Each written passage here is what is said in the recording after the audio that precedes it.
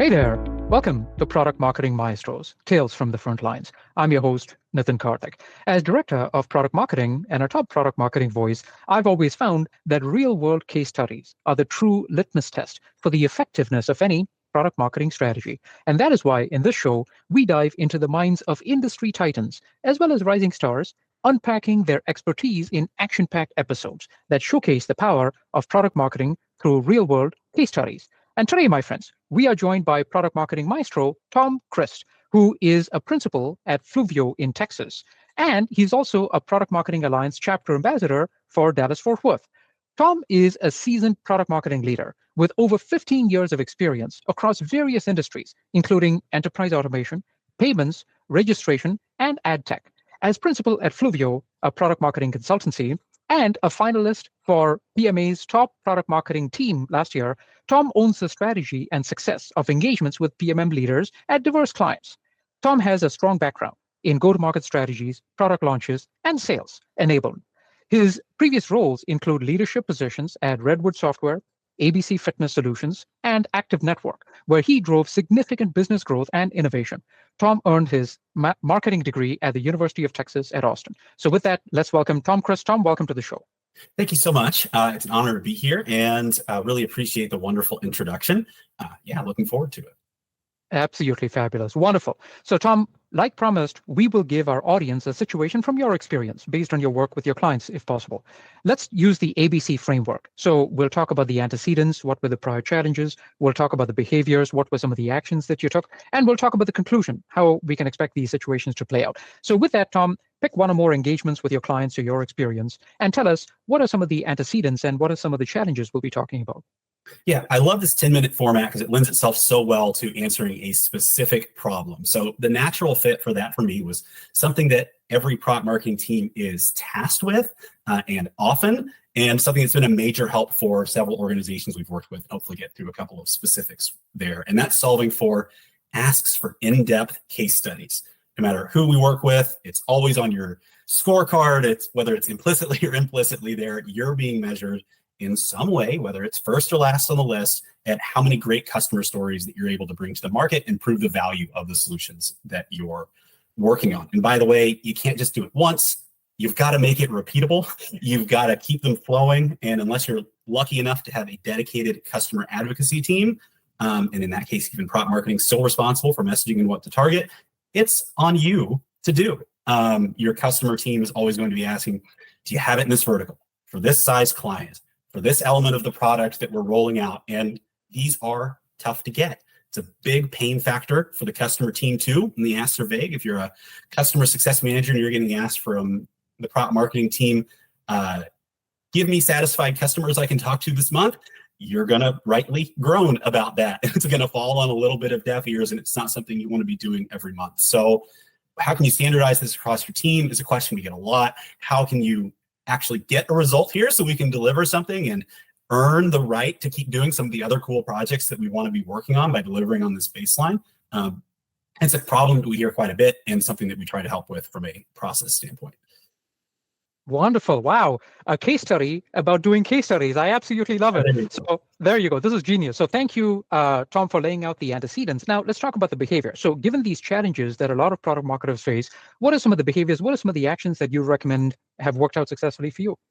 Yeah, as a general rule, when there's something that's high effort and it's a repeating ask, the answer is, how can I use data and process to make that manageable for the team? And just a quick note on what's not in scope. I'm not looking to gather a whole lot of pieces at scale, survey customers. There are services like user evidence that do that. There are items you can do yourself. I'm talking about in-depth interviews that you as a product marketer are conducting and turning into content like long-form case studies, videos, things like that. So just to be a little bit more specific. So what can you do instead of making a vague ask that just makes customer success a little bit angry? You can take a data-driven approach with 3 steps. Audit what you have, design a process, and make that process repeatable. So that's what I want to talk about. Number 1 is an audit. Number 1, easy part there, talk to teams, see what's a holdup in their process, see what's often coming up as a need for customers or prospects they're talking to. They just don't have a story with. Easy. The next one is more on you. Read what you have. Even if you're starting from zero, at least you know you're starting from zero, but chances are you have a decent set of existing customer stories. Take a note, make a spreadsheet. What's highlighted from a key outcome perspective that you want to support? Is that lined up with your messaging framework? Is it solving a user case study? Good to know too. What customer segments and verticals? Probably don't have a great map of that. Great to put that in the spreadsheet and compare. What's highlighted from a feature and solution set standpoint? And what's the age of these? For example, worked with a client recently that had a number of case studies from 2021. They were all about coming back from COVID. Well, probably not the best and most reasonable piece that you want. So from that conversation with the revenue and customer teams and from your own audit, all of a sudden you can make a target list. What's lightly covered? What do you know is coming up in your product roadmap that you want to talk about from a theme perspective? What verticals and segments are missing? Suddenly you've got a starting point of what's missing, and you can move on to the second step, which is creating a process that's driven on this data and what you have, and not just vibes and asks of who's a great target. The first thing with the process is to agree on a realistic goal with sales teams. We found, and actually going back to that same example, an in-depth case study a month is a pretty reasonable goal to have if you've got a process behind it. So if you want to do that, a good goal to have of the list that you're going to send to customer success is, could I have 10 or fewer accounts that I could ask about in a given month? And you can ask the question instead of, are these what organizations do you have that might be willing to talk to us? It's, which of these 10 organizations should we not reach out to about a case study? And that really switches up what we want to have in a conversation with our partners on the customer team. So how do you actually get there? Pretty simple and straightforward. Establish a role of what's going to happen each month. Who's responsible for generating this targeted list of asks? Well, probably product marketing. Who's responsible for getting a yes from that list? Probably CSMs. Who's responsible for doing the interview? Again, back to us, probably product marketing. Same with actually enabling the sales team on what you get and showcasing the win.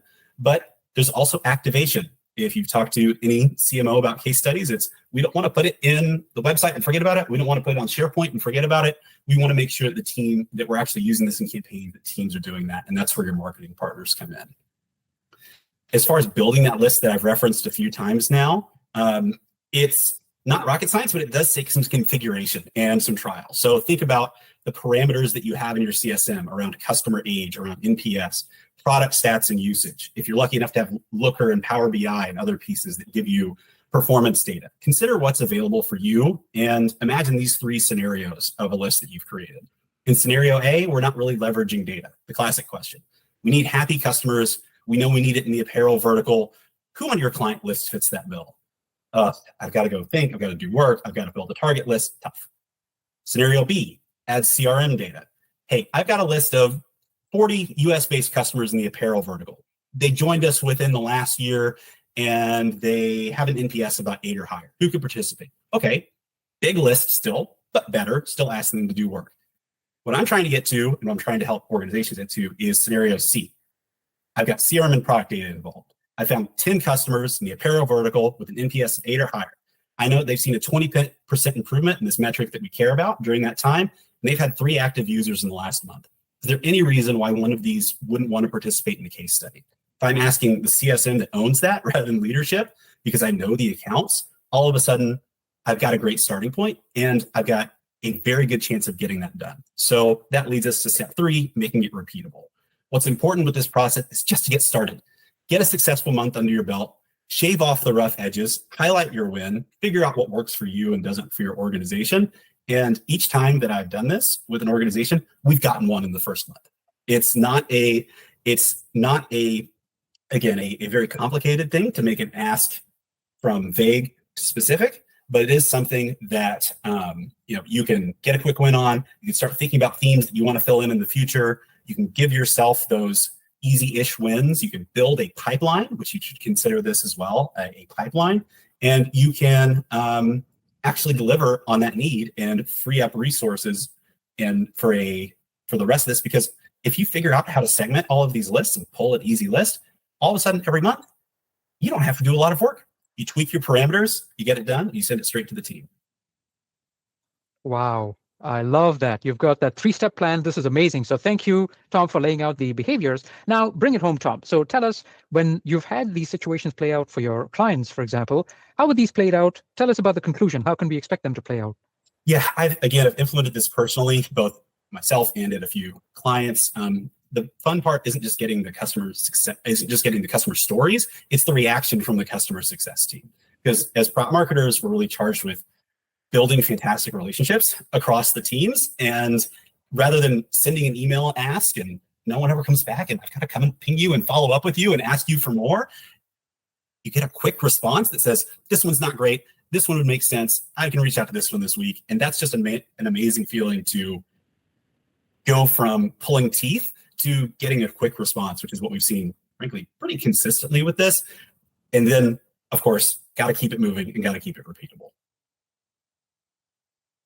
Yeah. Wow. Amazing. Amazing. So I love this. You've got the process set out. You've told us about some of the behaviors, and you've even told us how these can expect to play out in the real world. So wonderful. So thank you, Tom. Excellent advice there. Tom, if people wanted to learn more about you, where can they find out more? Sure. Easily accessible on LinkedIn. Would love to get an outreach from anyone listening there. Of course, there's a general contact through fluviomarketing.com, but usually at the Austin PMA, it will be at PMA London later this year. So hopefully seeing some of you all in person as well.